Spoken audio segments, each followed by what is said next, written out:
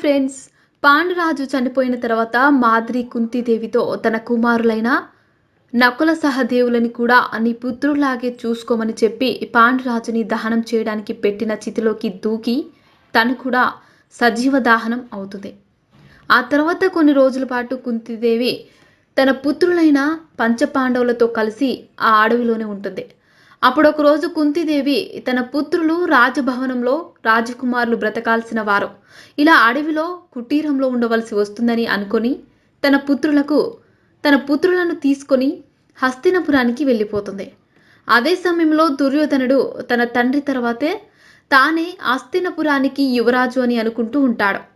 అప్పుడే హస్తినపురంలోని భవనం బయట నుంచి ప్రజల అరుపులు విని ఏమవుతుందో చూద్దామని దుర్యోధనుడు బయటికి వస్తాడు.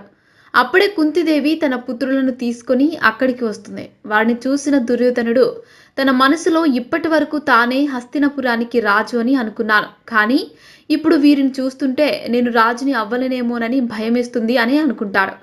అప్పుడే కోట ద్వారా దగ్గరికి వెళ్ళి భీష్ముడు, ధృతరాష్ట్రుడు, గాంధారి కుంతీదేవిని ఆమె పుత్రులను భవనంలోకి ఆహ్వానిస్తారు.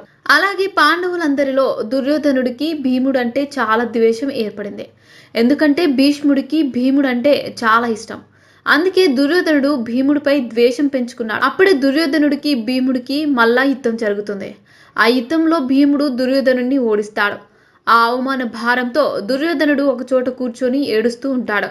అప్పుడే అతని దగ్గరికి శకుని వెళ్ళి అతనితో ఉన్న ద్వేషాన్ని పగగా మారుస్తాడు. అంతేకాకుండా శకుని తన మనసులో ఈ హస్తినపురం నాశనం చేయడానికి దుర్యోధనున్నే ఆయుధంలాగా మార్చుకోవాలని అనుకుంటాడు. అందుకే శకుని దుర్యోధనుడు మనసులో పాండవులపై ద్వేషాన్ని నూరిపోస్తాడు. అప్పుడే ఒకరోజు పాండవులకి కౌరవులకి భీష్ముడు ఒక పోటీ పెడతాడు. అదే గుర్రపు పందాలు పోటీ. ఈ పోటీలో దుర్యోధన సోదరులందరూ అలాగే భీముడు సోదరులందరూ ముందుకు వెళ్ళిపోతూ ఉంటారు. అప్పుడు దుర్యోధనుడు భీముడితో, సోదరా, నేను ఇంత వేగంగా ముందుకు వెళ్ళడానికి కారణం నేను తిన్న ఈ లడ్డూలు.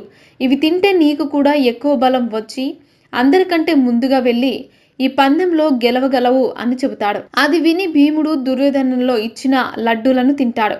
కానీ దుర్యోధనుడు ఆ లడ్డూలోని విషం కలుపుతాడు. ఆ విష ప్రభావం వల్ల భీముడు కళ్ళు తిరిగి పడిపోతాడు. అప్పుడే దుర్యోధనుడు భీముడిని తాళ్లతో కట్టి అక్కడే పక్కన ఉన్న ఒక సరస్సులో పడేస్తాడు. ఆ సరస్సులో అనేక విషసర్పములు ఉంటాయి.